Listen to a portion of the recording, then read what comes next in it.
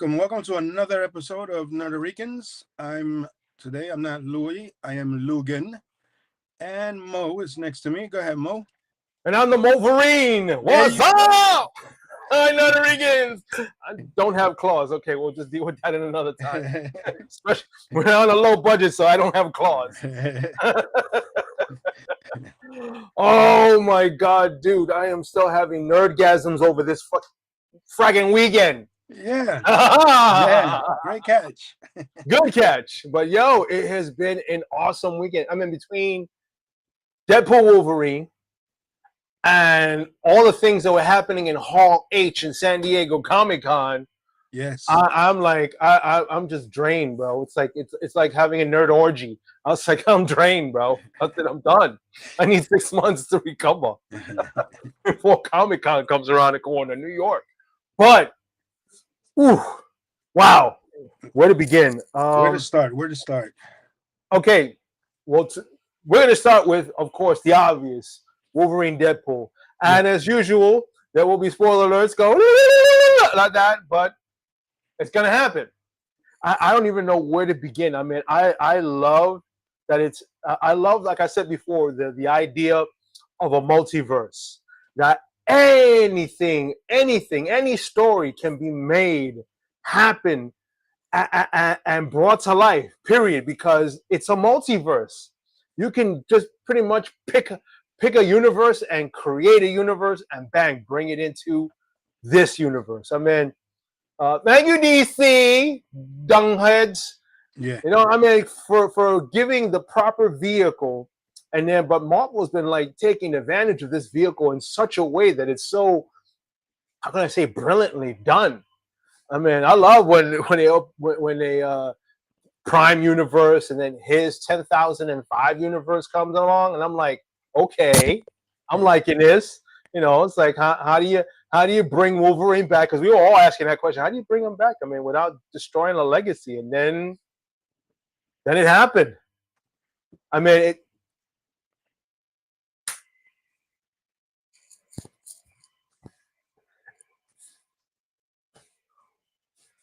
and after that, I was like, oh, I'm spent.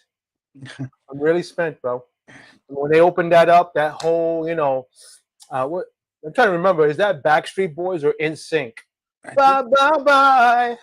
I think it was NSYNC, and then it was funny the way he was dancing. And then the dance that he did, I was like, dude, he was doing it like move for move. I was loving it. Loving it. You know what I liked? I like the towards the middle of the movie when all the other Deadpools come out. That's the Liefeld restaurant. They gave credit to Rob Liefeld. That was awesome. Oh hell yeah! I mean, you had Baby Pool. Was it Adolescent Pool? You had Cowboy Pool. Lady Pool. Lady Pool's hot, bro. I'm not gonna lie. Her in leather. It's like I went beyond nerdgasm at that point, bro. I was. It's like I'm glad I was in the theater when I saw that. It was but good. She was hot. I mean, he was right. She was hot. But then, nice pool. Really nice pool. The one brother who could not regenerate. I mean, really nice pool. Was funny. Hilarious, to say the least. But he had a face. That's all that's all that mattered at the time. And then my favorite, Dog Pool. Dog Pool, she's adorable. I'm sorry. Oh, she's adorable. Yes. Ugly is an understatement, but adorable, man. What is that thing hanging out? I was like, that's her tongue. And it's like, you know, they I think it was Jimmy Kimmel's show where they had Ryan and Hugh Jackman there, and they were talking about that particular scene. And you know, like when the dog is like licking up all in his mouth and stuff. Like at first she couldn't, the trainer couldn't get her to do that. Yeah. So when they finally did, you know what they did to make that happen? They had to get salmon paste, and they put it all up in his mouth right here. Salmon paste. It's like he said, you have not lived until you have salmon paste in your mouth at 8 in the morning. And then at 8:30 following that, nothing but dog tongue all up in there, bro. Because That dog was all up in that dog. Yeah. There's an out clip of the dog going in and he tried to hold it and he said, I can't no more. I can't. I can't. He couldn't. It's like I was like, what the? Oh, Yeah. oh. I'm like, I like dogs, but not like that. Nah, yeah. That dog poo was hilarious. Dog showed up. It was, oh my god, oh my god. I was loving it, loving it. There you go. Ay, que ese música tan linda con la lengüecita. See, in that one, he's wearing the mask. He's okay, but when he wasn't wearing the mask, yes. And to think that dog won the ugliest show in Britain. Yeah, in the UK, the ugliest dog in the UK is like, damn, that's like, it's messed up but cool at the same time. Exactly. It's like, damn, but it's like, but there was like when she was wearing the goggles, it's like her eyes were so much larger. Yeah. All in all, I have to say there was such an adorable trait to her. As fugly as she was adorable. Adorable. And for a person who didn't like the first two Deadpools, this one caught me. You didn't like the first two? No. Oh. No, I like the Deadpool when he was a merc without the mouth. The mouth? Yeah. Yeah, but that's the thing. He became much more after that when he broke the fourth wall, and then he became the merc with the mouth. Mm-hmm.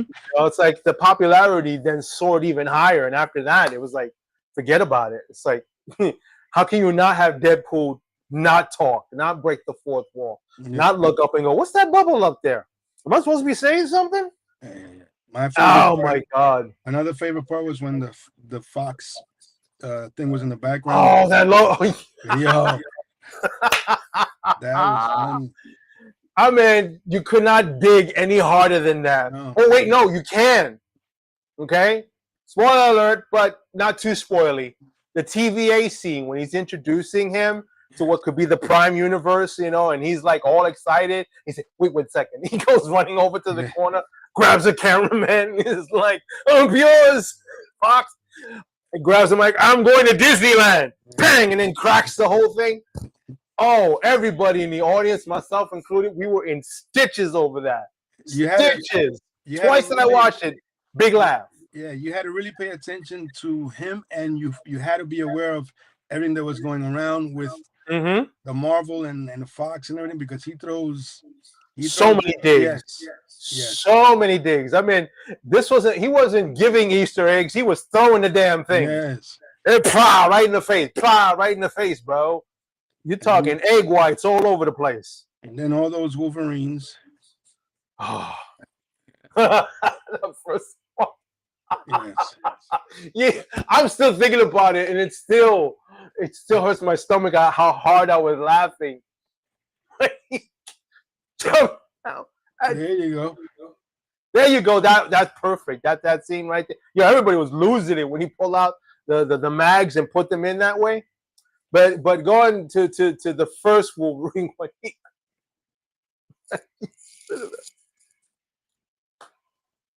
and it was too funny to watch, bro. Yes. He's such a cute little Wolverine. Yes, that was funny. Oh my god! But then there was one that I already spoke about. I ain't gonna speak about it again. Well, you know what? I'll give this as the second one open. The Calvarine, bro.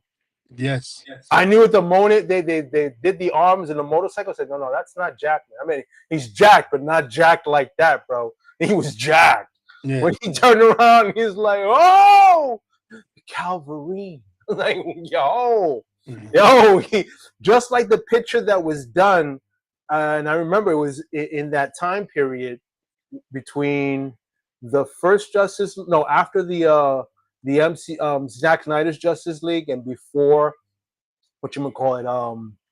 Black Adam. They had that space in between. People were talking. It was like, okay, there's talks that they're not going to do a Man. People were screaming for Man of Steel 2. Never happened. We all were screaming for it, but never happened. And then there was this whole discussion about what about him in the MCU? Who will we do? And I remember that somebody did a artist rendering description of what Henry Cavill would look like as Wolverine. And I remember mentioning that many episodes ago. And when I first saw him turn around, I was like, oh, oh, damn. It was just like the damn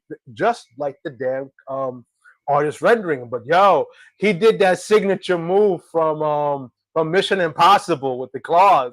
I Yeah. was like, that's the biggest Easter egg. I was like, when he did that chunk chunk, I was like, oh, Mission Impossible.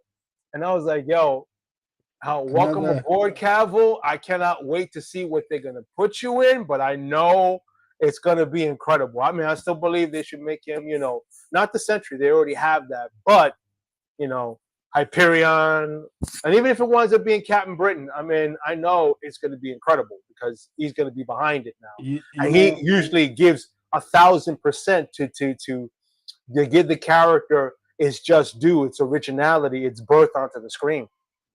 yeah. I heard also somewhere that the guy that the new Superman that's coming out. Corn Sweat, yeah, there you go, there you go. Yeah. Well, he didn't have that hair, but yo, it looked good. It looked good the way he had it done out like that. And I'm like, dude, it's like everybody was like, oh. And then when he turns around, you see like his back is all like brolic still. I'm like, damn, that's a brolic Wolverine, bro. I heard this guy's son is gonna be in the new Superman. Yes, Christopher Reeve's son Yes. will be in there. I think he's cameoing as either a reporter. I don't know if it's television or if it's an actual reporter from another news outlet. I remember Right. when I looked at him, I was like, damn, there's such an odd resemblance. But of course, it is to salute and pay homage to, of course, the man himself, rest his soul, Christopher Reeve, the GOAT, the first and best Superman of them all. And then, of course, the big controversy of the fact that there are fans that are really pissed with the CW as well as WB for the fact that this fourth and final season of Superman and Lois is coming up in October, and they already showed like a trailer to it. I mean, it looks good, but I'm still keep asking myself, it's like, why are you killing a show that within its fourth season is still drawing numbers? You've already won 2 awards for best show for it already. I mean, but of course, it's the whole idea of James Gunn that like they don't want to confuse the movie Superman with this Superman. I'm like, idiot. You have a multiverse. You can have 5 Superman. You already did it on Crisis on Infinite Earth. Yep. Brandon Rao, Kingdom Come. You already have Tyler Hitchcock and his Superman. And then you had this other one that was unknown, laying down because Lex was killing every Superman can get his hands on. And don't forget, even though he was not wearing a suit, Tom Welling was there. That's 4 of them. And you can't tell me you can't have both.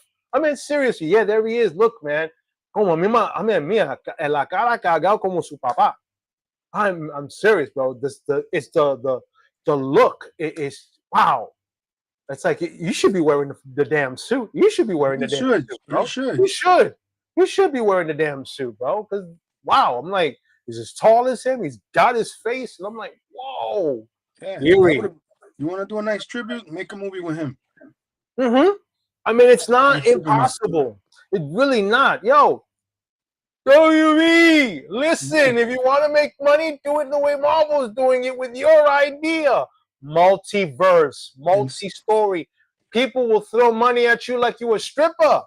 And stop retelling the same beginning, man. Right. It's like, I hope they don't do that with Corn Sweat. I mean, I hope they do like, what he does like in the comics. It's like it depicts him as the early years of him taking on all these different types of villains. And in that one for Superman Legacy, if he's following it, one of those episodes he's taking on Darkseid. So we'll see. All I did know is I had a good time looking at one of the photos from the set. One of my favorite actors is in there, Nathan Fillion, and he's playing one of the Green Lanterns, Guy Gardner. And they showed a picture of him with Guy Gardner's haircut. I couldn't stop laughing because let me put it to you this way. Guy Gardner is kind of an a-hole. I'm going to say it out loud. He is kind of an a-hole. No, he is the a-hole. But he was worthy of the ring. Yes. So, besides behaving like an a-hole, he was worthy of the ring and had the will power to wield it. But I'm just I just can't wait to see him play it, bro. Because for the many animated features that I watched of the Justice League, I'd say out of most, let me see, from Justice League War to, if I'm not mistaken, the Justice League Dark Apocalypse, with the exception of one film, the first one, which was The War, every other film after that, the voice of Hal Jordan's Green Lantern was always him, Nathan Fillion. And he was good. He was perfect Hmm. for it. Perfect for it. I mean, wow. And, when you hear Green Lantern, I was like, okay, I mean, Ryan Reynolds, one thing, but if they were going to bring it out again, and it's like, why Guy Gardner? I was like, okay, you want to keep it separate, simple. All right. I'm looking forward to seeing him beat that way. Even though I did like him, if you remember the last Guardians of the Galaxy, Volume Yes. 3, in Yes. that Yes. scene where they break in, they look like they get busted, and, and Star Lord saves the day by saying, he's kind of like a cousin, he's not all there, and then he turns to him and says, "Yeah, I know, I got one of them too, my sister-in-law," and he looks at him, and he just gives him that look like, he said, "Him, I love. I love you, man. You're great. Not this one. Not this one." And that scene, I couldn't stop laughing because it was so genuine. It was like, damn, you really don't like this dude. Yeah. You don't like him, but he does a great job. I mean, from the shows he's done, like I watched The Rookie, I've watched Castle. My favorite will always be what you call it, Firefly. He'll always be my captain, Captain Mal. I Yeah. love that. I love that character. You know, and seeing him in this, it's perfect because he's a comic book nerd.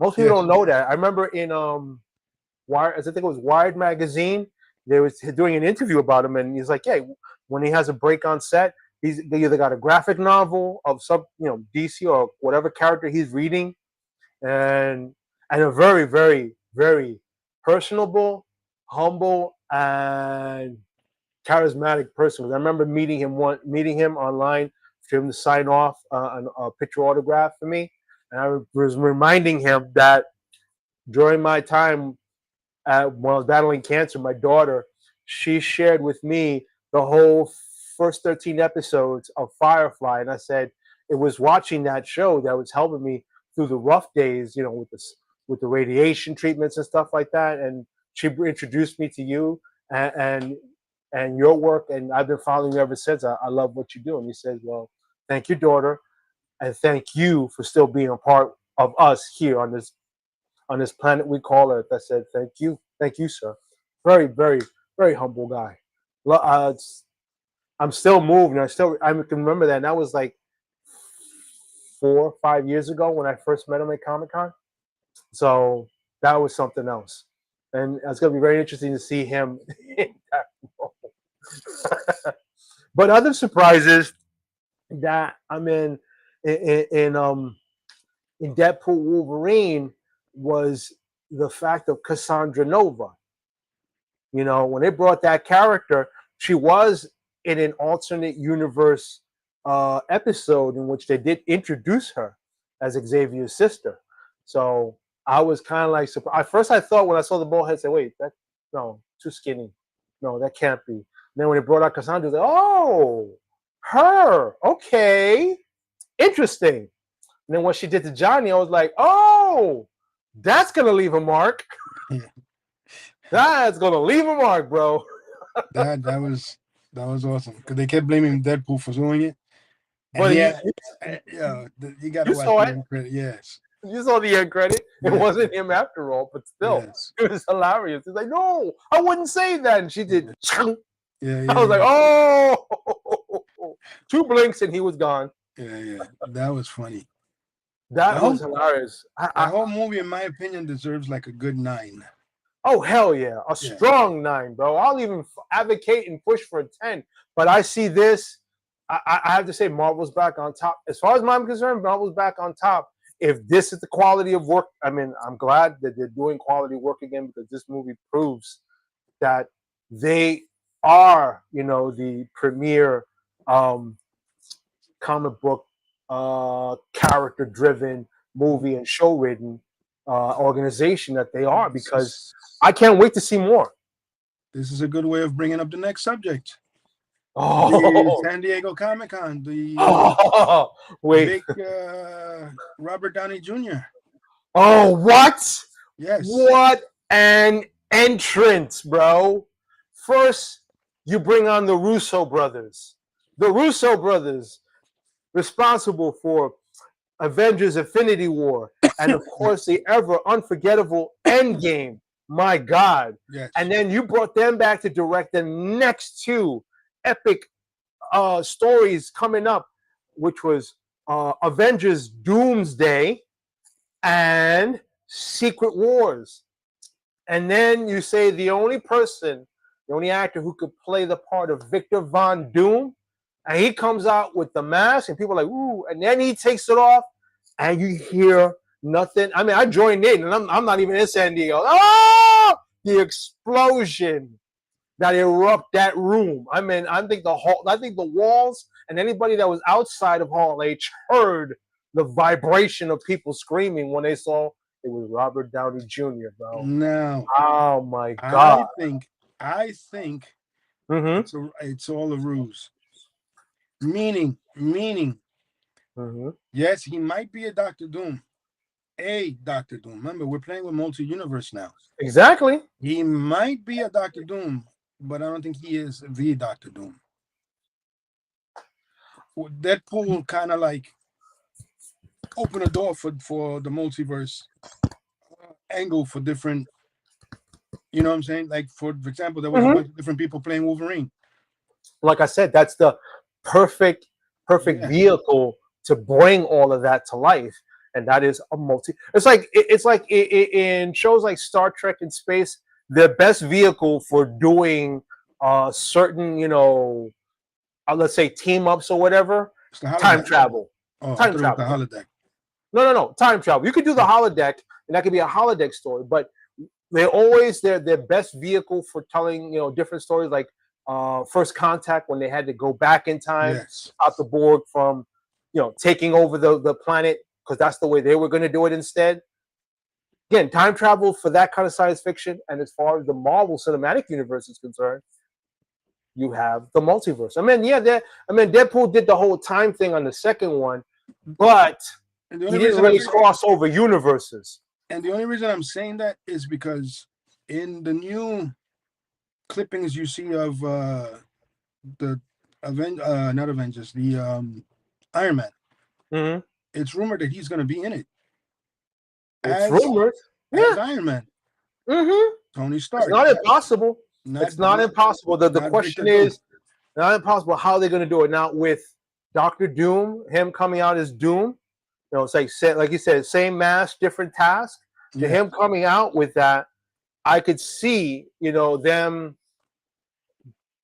and that universe, and that him either was adopted or whatever. But I'm also thinking, and this is just me having this conjecture moment here, of the fact that there is a universe where there was an Iron Man, a Tony Stark and an Iron Man that behaved like Doctor Doom, and he was called Superior Iron Man. yes, And so I keep thinking, is this Superior Iron Man disguised as Doctor Doom, or they're just taking the idea of the story and him, and he's Victor Von Doom?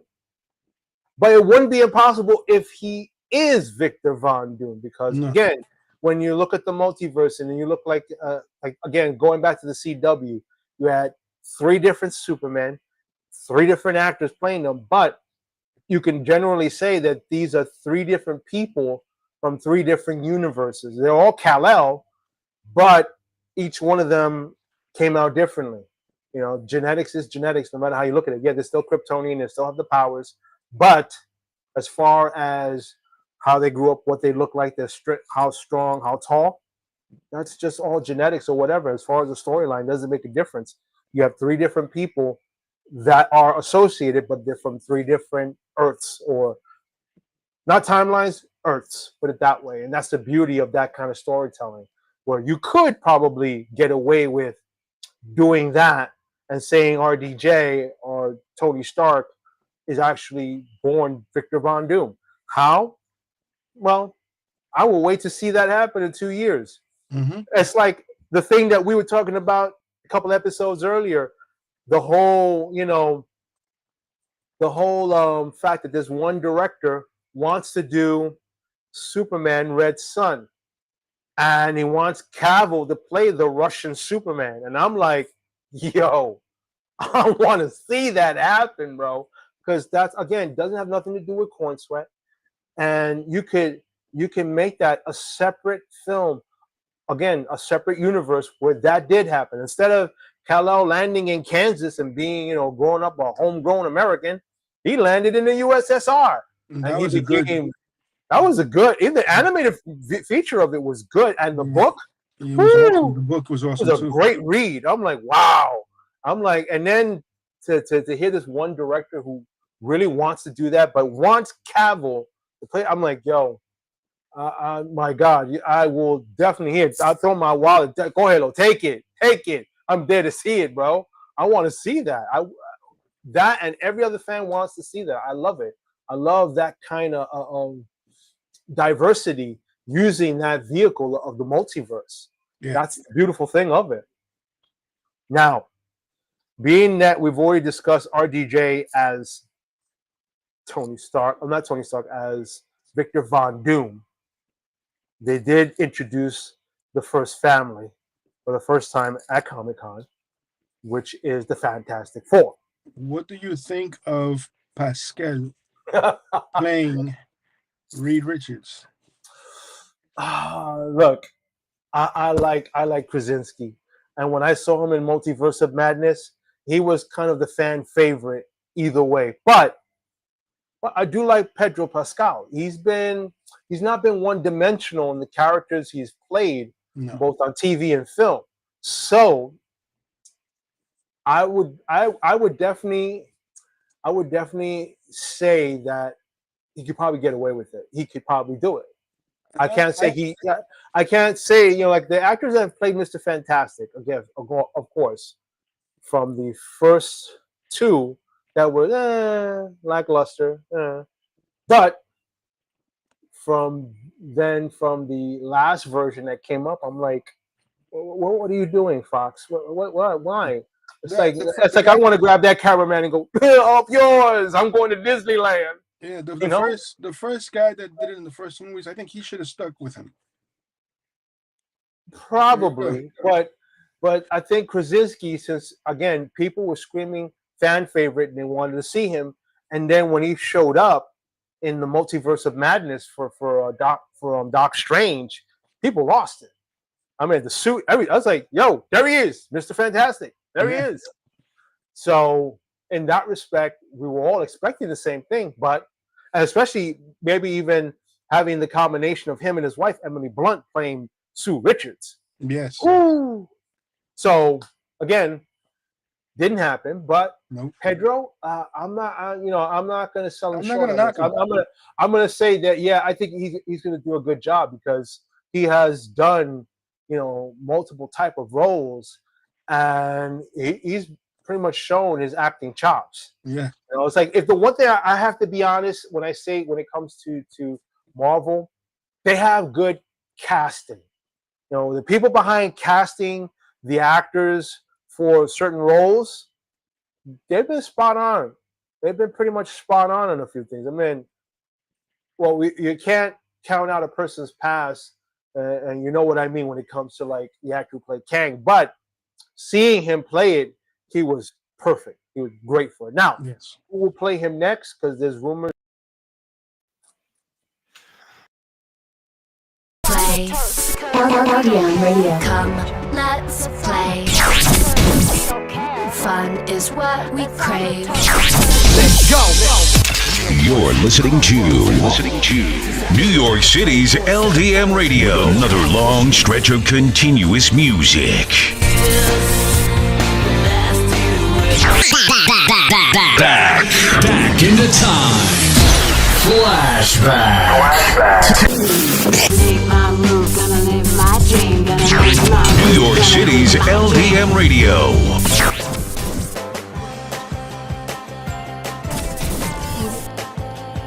The best radio station in the world. Is right here, right now. Wicked. Welcome back. Yes, welcome back to another, well, the show that you was watching before. So, on to that question about Yes. the mouse. What is up with the mouse? I saw this video this morning that tells that Mickey Mouse will now be involved in an intimate relation with Goofy. It is rumored that due to the fact that he divorced Minnie Mouse, him and Goofy have something going on.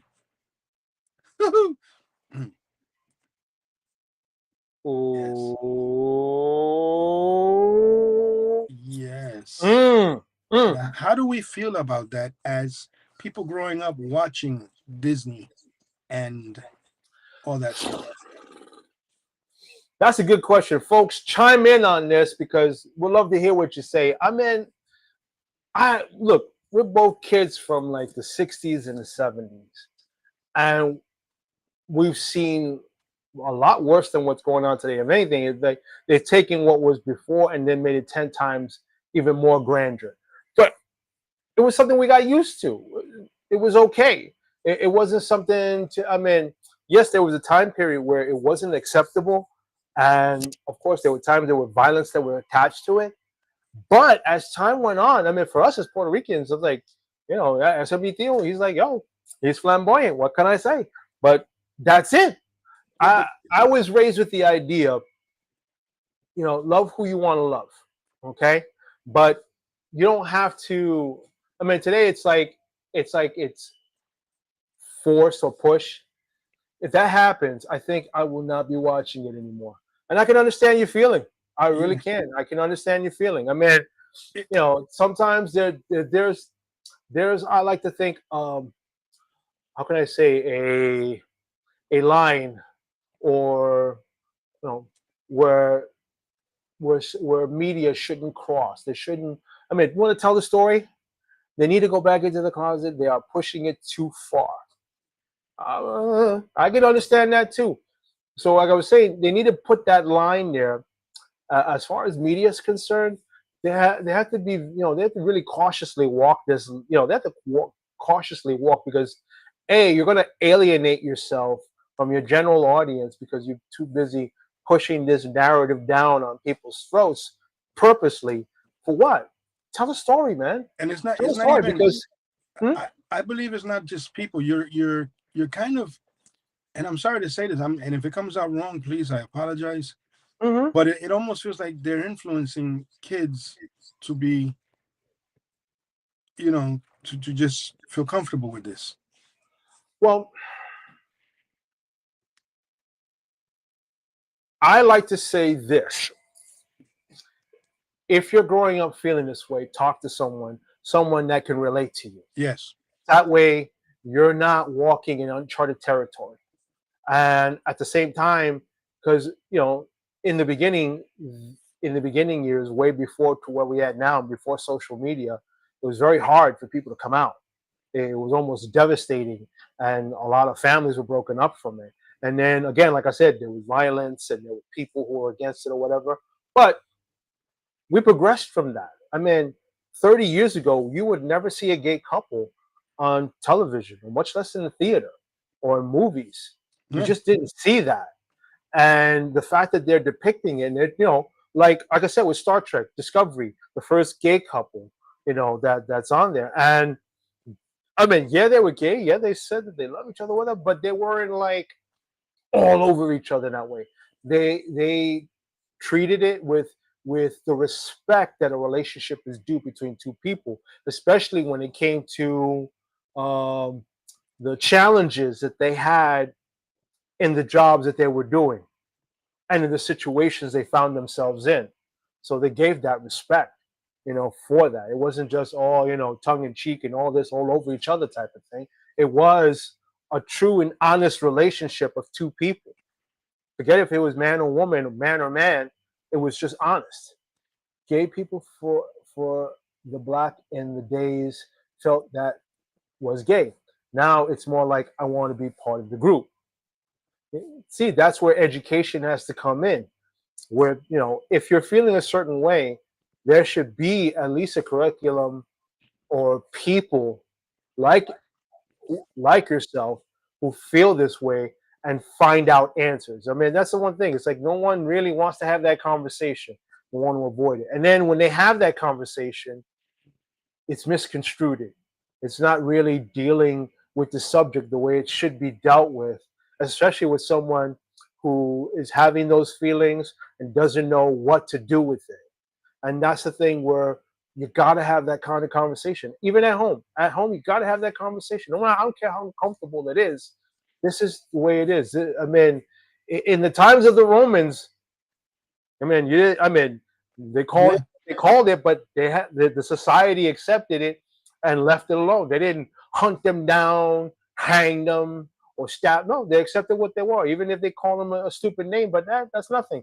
That's how it was. Yeah. It should be no different now, and it shouldn't be something that's jammed down someone's throat. It should be given the respect and the honesty to say, listen to your feelings, tell me what you feel, and let's have this dialogue so that way you can understand what you're feeling, I can understand how you're feeling, and we can relate as people, especially in the family circuit, because, in the back in the days, machismo was this, and you couldn't be that. So, you had to hide that. And there was a lot of behind the door type of stuff that when it did get exposed, it's like, no, no. Come on now. Yeah. Past that, And that's why I say it's like, where I grew up, I understood that love is love. Yeah.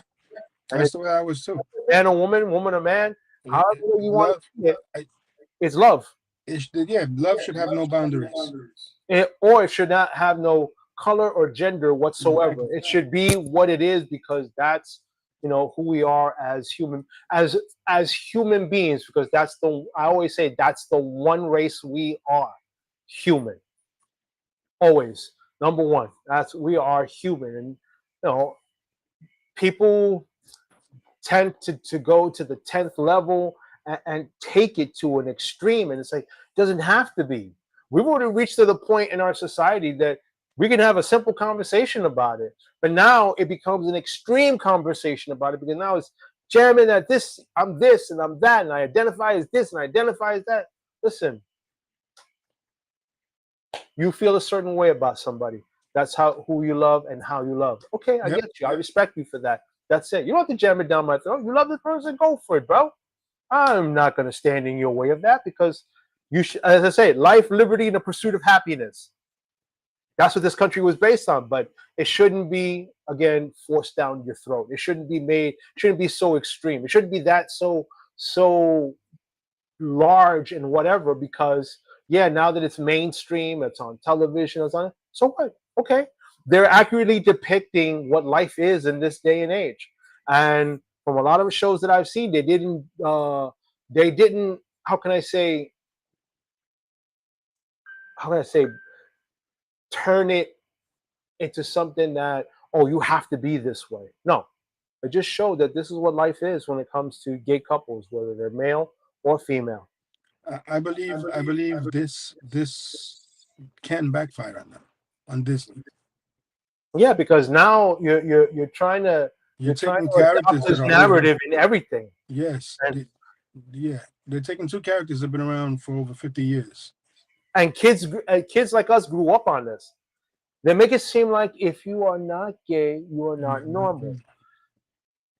Again, those are, like I said, those are the ones who are screaming this narrative that people need to follow. That this is who, if you feel a certain way, this is what you really are. I said, no, I could feel a certain way, but that doesn't mean I'm that at all. I don't want to follow that, but if I feel a certain way, then I would discuss it and get it out of the way so that I can understand why am I feeling this way. Mm-hmm. But it's them adopting it because either they, I mean, do they fear cancel culture? I mean, you don't have to take these characters and make them this way in order to appease a group. Create new characters. Create new characters. Create a storyline. Create a very respectful understanding and relationships when it comes to this. It's not impossible to do. Not impossible to do. I've seen it in many shows. Walter, Batwoman have done it with the CW, and they've done a great job with that. Like I said, Star Trek Discovery has done a great job. In fact, Yeah. they've given it the most authentic, the authentic idea of how relationships. It doesn't make a difference if it's in space, just relationships in general. I feel that well, not only is this going to backfire on them, but here it is taking Walter Disney himself must be turning in his grave. Yeah. Or at least turning his head, because he's supposedly frozen. His head is frozen supposedly somewhere. So Is it here's the way I like to look at this. It's like, are you, and I hate to say it this way, but I'm going to just be blunt about it. Are you so desperate for money and numbers so that way you could be the top dog after what you've invested, that you want to jam a narrative right down their throat? Because from the acolytes, you've already learned it didn't work. It didn't work. and they also did the same thing with Superman. They made his son in the comic books, and then they made him gay. Yeah, they made bisexual. He loves Bisexual, both. yeah. So, but again, it's like they like, some people like to say it's a sign of the times. So they wanted to accurately depict that, but I'm like, you didn't have to do that. You didn't have to. You could have done it with any other character that you wanted to. And I think, but I guess because he's the most visible one, because he wears the S, he represents something. People look up to that. Didn't Marvel do it too? Oh yeah, Marvel did it too. Taking right? that kids love, and turn them. Taking a kid that loves and turning them makes it easier to turn kids. Yeah, I mean, again, there's that narrative. It's like you're taking childhood characters, my childhood characters, and then you're turning now what they have with each other around to suit what narrative for other children.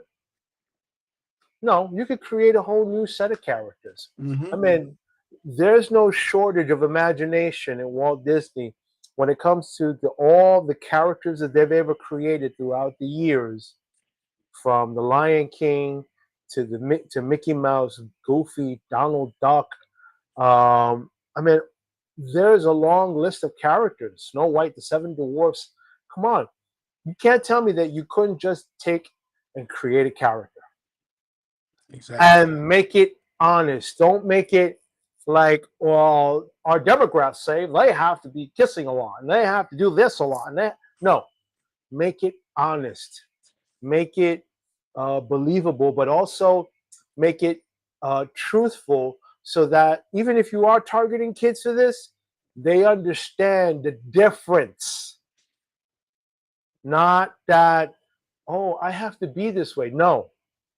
They see it now. They understand it. Remember, yes, kids they're like, they soak up everything. And as a father myself, I try to make my daughters understand that the world is this. Making an adult character is okay because adults have more of a mind to think for themselves, but kids don't. Yeah, I'll give you. Yeah, I'll give you that, because kids have this wonderful imagination, and they have this beautiful innocence because they don't see color, they don't see race or gender, and they're curious. But curious doesn't mean that that's the path they want to follow. Curious to understand, and that's where it's delicate, because you don't want to give them a narrative that this is the way it is. No.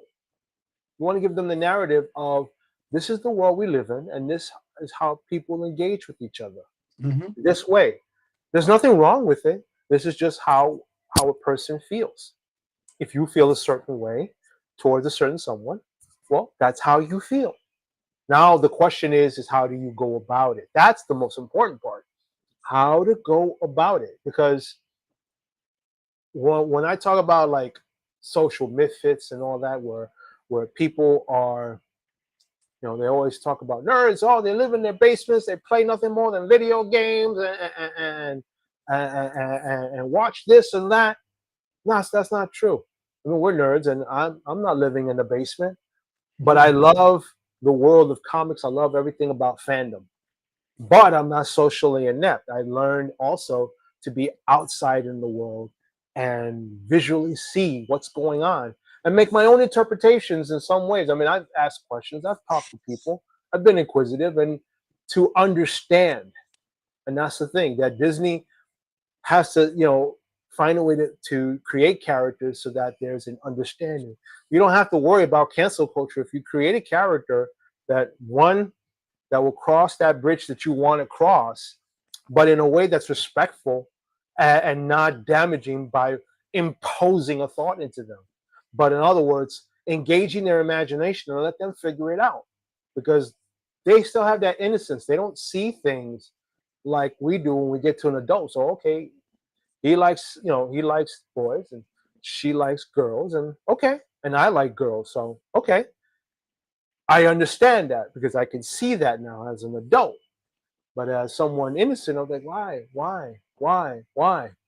And when I got older, I asked questions, and then I got clarity from people who were good enough to explain it to me, but in a way that I go, oh, okay, I get it. That sort of thing. You could do that through storytelling. You don't have to take two famed characters who are already one way, turn them another way to appease the demographic. Create characters. Create those characters. It's not impossible to do. You can do it. You've got a whole century and a half of characters that you built along the way. 2 more characters, 4 more characters in this, world of inclusivity. Not that hard, but do it in a way that's respectful. I look at it that way as a parent. They do it in a way that's respectful. Do it in a way that educates, not mandates. It doesn't say, well, you have to be this way because you feel this way. No. But if I don't understand something, I'm inquisitive. I want to find out. Show them a love story and show them that that love story can cross any barrier, because it's all about love. It ain't about, all of this. So yeah, in my thoughts, that's something. If Disney does this, they could lose a lot. They have a lot to step, because us, the OGs of Disney back then didn't see that, and now we're like, why are you doing that? Well, why are you doing that? I mean, I'm not won't be surprised at the resistance or loss of revenue from people saying, well, I don't need your thing, and bye bye. What do you guys think about if they make their own characters and get their own channel? I mean, it is. I mean, this is the world now of streaming. So, if you had a channel only dedicated to a different lifestyle, or shows dedicated in just showing, LGBTQ channel where it just streams nothing more than shows that have about inclusivity, and talking about all the different shows from all the other networks that created shows You show call it. inclusivity. You keep calling it inclusivity. Inclusivity to me has a bigger meaning. I mean, everything should be included. No, Don't I just agree. include. Yeah, don't just include the LGBTQ. Include everything, because that the word has At a the end bigger of the meaning. day, you're right. Yeah. We're all, like I said, one race human. Yes. But the way my lack of the use of the word inclusivity is only directed to that because, again, that's what's been advertised. So when I Yes. think inclusivity, I think of this. I'm like, but just because I'm heterosexual doesn't mean that I should be different from you. No, I love just as like as you love, and there's no different. Yeah. Really, no different. So yeah, it should be inclusive across the board. You're right about that, and I agree. And I apologize No, it's not just for you. the I'm lack. talking No, about actually, I apologize for the lack of that interpretation. But I wanted to say, but you're right. It should be across the board. Now, yeah. having their own network. I'm not saying I mean, based on I the think they had something like that, and I'm trying to remember which there was a channel like that. And I'm trying to remember it now. I'm just at a loss. Uh, it was just about love, and one of the shows they did. was just dealing with bisexual women, They did. lesbian and bisexual Well, women only. now here's the next question: Are you Hmm. more comfortable, or do you think people are more comfortable? No, let's put it the way I'm going to say it originally. You and I, for example, Hmm. heterosexuals. Hmm. Do you feel more comfortable would feel more comfortable watching women uh relationship building Hmm. more than men? Or Neither. no, Neither. exactly. It's the same to me. And like I Yeah. said, I watched Discovery, and this was the first time that they brought a gay couple on board, and I was like, wow, okay. I mean, I understood that no matter what, you could say gay, you could say lesbian, you could say bisexual. You know what? The relationship is no different than ours. No No. different. Everybody's has their ups and downs, their rough patches, the unfortunate how can I say the unfortunate infidelities on both sides. It's still the same. I mean, you can cut it any way you like it as a knife. It's still the same piece of cake that you're getting because uh, anyone, male or female, has ever has enjoyed the ups of happiness in a relationship. It's no different. The And joys are still there. The lows are still there. Nothing changes. here's where I have to play devil's advocate. Okay. It's got to be LGBTQ thing. It's even in nature when you think Yeah. about it, because dolphins have been known to mate or try to mate with other male Hmm. dolphins. Hmm. Penguins were recently discovered that there were two penguins males who loved each other, and they were raising or trying to Hmm. raise a rock. So it's in nature, Yeah. it's but It's still and no different than human nature. yeah, We love. We love from our hearts. Some exactly. of the time, and then there are people who love from But from their lower level, but that's called lust. Sometimes they confuse yeah, the lust with love. No different. There's no, really no different. No matter who is engaged, whether it's man on man, man on woman, woman on woman, or someone curious and just having both of each side, I just feel it's that it still should. love. I just feel that it shouldn't be influenced. Yes. No, That's no, that's the I thing. agree. It should not be influenced. It should be something that if you if there's a curiosity attached to it, then there should be an open somewhere along the line. There should be an honest conversation about it. Yeah. It's like marriage. A lot of people get married sometimes for the wrong reasons, but the most important reason that divorces happen is the lack of communication. That whole sit down and have this. I mean, you're spending your life with this one person. You don't want the time of, oh no, should I say this? And she's gonna look at me like I'm a desgraciado, un socio. No, this is who you are. This is Yeah. what she's accepted. And like it or not, you have to have that dialogue and communication with that someone to connect. No Hmm. different than and that's why I said with the kids, it that those shows should be depicting how real relationships, no matter who the gender is engaged. That when they see this sort of thing, whether they're dressed up as their man dressed up as a woman, or a woman dressed up as a man, or they're not, or they're just themselves. The relationship part, how they relate to each other as human beings, should be the understanding that they get. So that when they Yes. get to that certain age, they have those stirring feelings for whatever which way they go. It's the understanding of how to approach a relationship that should stand out. Not, well, I'm this fling or whatever, and I have to be this or that. No, you don't have to be. Choose to be. but choose because that's what you want, not because someone behind you or someone above you or somebody in a big screen says, this is the way you should be. No, life is a choice. Yes. Life is a choice, and it should be that a choice that you make, not something that's forced upon you. Nope. It Nope, should. not at all. Now, what was the last thing I was trying to remember here? Oh, um, the one issue is that everyone keeps saying LGBT when it is only the T that's pushing it.